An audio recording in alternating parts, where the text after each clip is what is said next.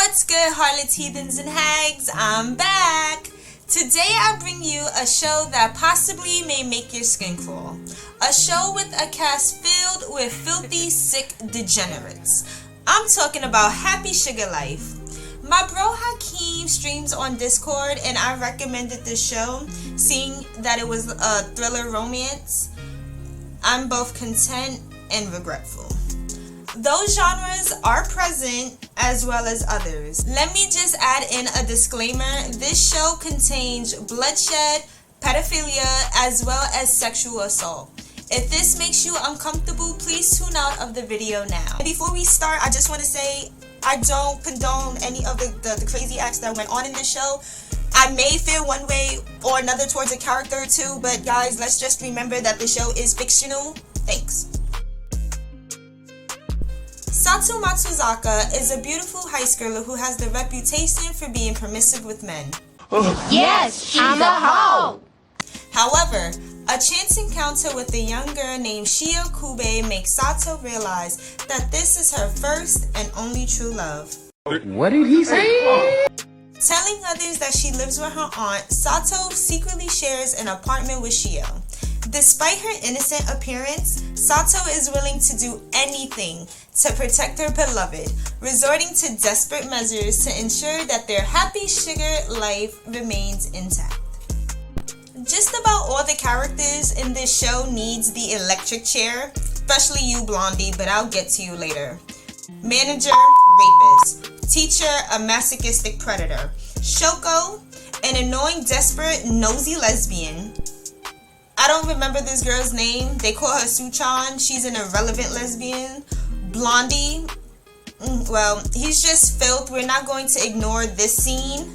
Yeah, sick bastard. What do you mean by that? The aunt, a succubus that likes getting beat on. I borderline liked her at first, but yeah. The brother is the only last saving grace on this show. And lastly, Shio, a child set to be between the ages of 5 and 7. She's literally the pure innocence of the entire show. Now that you're familiar with the sick fucks, let's get into the meat and potatoes, the themes. The topic of love is the center point of this show. We see different perspectives on what each character perceives as love. There's also a second theme, which would be innocence / purity. There is another slight theme to the show, and those would be contradictions or them being like hypocrites. You'll pick up that theme when you watch the show. The aunt is very much a succubus. Her love is giving into the desires of others physically. Auntie's a MILF, alright? But she takes it a step further where she likes to get beat on. Now, I know there are some kinks that fall into like BDSM, but no, sis enjoys this, especially if her partner gets off to this shit.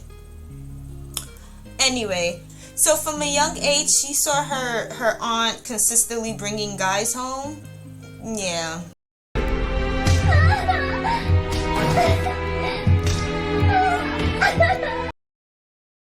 Well, that happened. The manager type of love is she likes to be worshipped. Her place of work is her domain, and all her workers are her loyal devotees. She's the center of their love. So it's her castle, you're my minions, love me, type of thing. One day she's seen Blondie confess his love to Sato, and she snapped, leading her to assault Blondie. Bro. You're a victim. After being assaulted, Blondie suffers from trauma and PTSD, like anybody would. Like, you literally assaulted me while I was on the clock. He formed a fear of older women, till one day he came across a missing persons flyer of a young child, which ends up being Shio Kube. He feels dirty, worthless, like garbage, but in his sick, twisted mind, he thinks this young, innocent Shio can purify him. Her innocent nature can fix him. You know, an older woman abused me, so a younger child can, you know, save me, fix me, clean me. Touch me, tease me, kiss me, please me. I give it to you just how you like it, girl. Sorry. Whatever. This idea sends him into a psychotic break. His entire room is filled with those missing flyers of Shio. Like, he's legit foaming at the mouth. Like, dude, chill. She's a little child. But he loves her. This is his love. He loves the idea of her being a pure ray of light. And he gives her, like, the nickname, the title of Angel. Sick fuck. There are other characters that we do see their POV on what love is. For example, the teacher. But for the sake of this video and my sanity, I'm just going to show y'all a brief clip. たくさんの女性と関係を持ち、愛し愛されたい。それが僕の愛です。 But there's a character who doesn't have a type of love.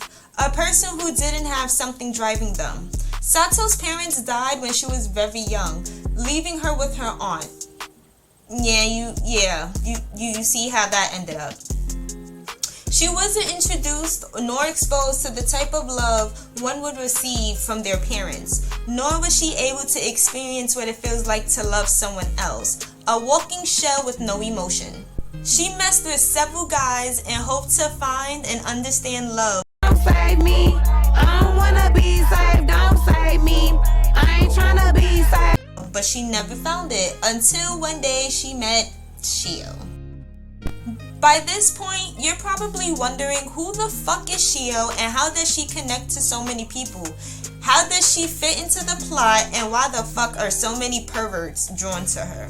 Shio is just a normal little kid, sweet, innocent, pure, naive, like she's a child. What else do you expect from a kid, you know? She's a baby. Shio may be sweet and innocent, but nothing around her is.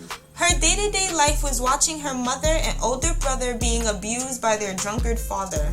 Till one day, the mom and Shio escaped with the help of her brother. You think her life would semi-get better with the mother, but no.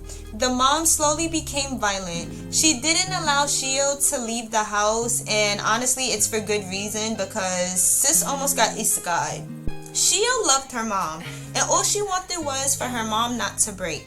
The jar that should have been filled with love was slowly cracking. She tried to do what she could to prevent that. Then one day, her mom eventually abandoned her, leaving her in a construction site. This is where Sato found her, taking her home. Sato fell in love for the first time. She wanted to do whatever it took to take care of Shio and to make her happy. She would do whatever it took to protect her love, even gouging two boys' eyes out. She manipulates people as well as blackmail. We see this when she pulled up to her perverted teacher's house. I ain't mentioned this prior, but the teacher stalked and followed Sato, trying to assault her. But yeah. Teo stumbled upon his precious angel. He felt the warmth of her. He smelt her. He knew this was the one who was going to clean him from what his manager did to him. Lock his ass up. Lock his ass up. You're going to jail. You're going to jail. Can we please not forget that Shio is like 6 years old? But whatever. He goes as far as to try to get Shio to come over to his house. And we're witnessing in 4K this nigga try to take Shio home with him and assault her. Police! Help! Police! Help! Police! Out of all the characters, he's the one that I dislike the most, and it pisses me off that he lives till the end. Like, you literally said you was going to basically assault her until you're pure. How sick can this bastard be? You're going to jail! Understand me? Something happens where he ends up finding Sato's address and goes over to her house, but he ends up finding the aunt. Now, if you've been keeping up with me so far, you'll get this math equation. The aunt plus Teo equals this. まだあなたの中にはドロドロとしたものが残っている。 Yeah, I hate to be 心 him. 配はいらないわ。残らず私が食べてあげる。 That's rough, buddy. Watching this show will leave you with several moments where you'll scream out, "What the fuck am I watching?" There's going to be moments where you will want to turn this show off and call the cops on niggas that don't even exist. But you won't. Some way, somehow, this show continues to draw you in. The suspense, the animation, the plot twist, it makes it almost impossible to resist. Low-key, when you turn off each episode, you'll realize you're sitting at the edge of your seat because you're trying to understand what the fuck is about to happen next. Yes, there are several scenes that will make your skin literally crawl, where you generally want to wish death on these creeps. One thing that kind of pissed me off was that, like, Sato never experienced love, but she was smart enough to know when the other person's love was wrong. She says it every time that their love tastes bitter. We see that with the teacher, as well as Suchan. But what I don't get is that she can't see that her love for Shio is wrong. Like, she contradicts herself, and we do see that throughout the show. Like, she was being preyed upon by the teacher, but in the same breath, she's preying on Shio.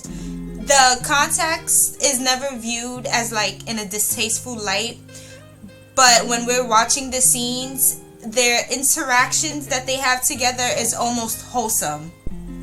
It's written in a way where you'll get the thought, maybe Shio is better off with Sato, even though we did witness her conceiving several heinous acts. He said it. Going back as I'm editing this video, it's like, bro, this show is so fucking good, but it's sick at the same time. Like, I'm so mad I like certain characters because their ideology and their perception on certain things is fucking disgusting, but the way it's written, like, I don't know, like, it's so weird, and I need to go take a bath in holy water for like the next 6 years. Rooting for anyone other than the brother is kind of crazy, but out of all the creeps in this show, Sato is legit probably the best place for Shio. Almost makes you forget for a slight moment that this high schooler loves a 6-year-old. Of course, you can read the manga, so you'll see more context for certain scenes, but that choice is yours. Hakeem's note and final thought was that there's nothing that needs to be said other than To jail! Everybody needs to be in jail besides Shoko and Shio's brother. If you made it to the end, please leave a purple heart in the comments. Don't forget to like and subscribe, and I'll see you next time, hags. Bye!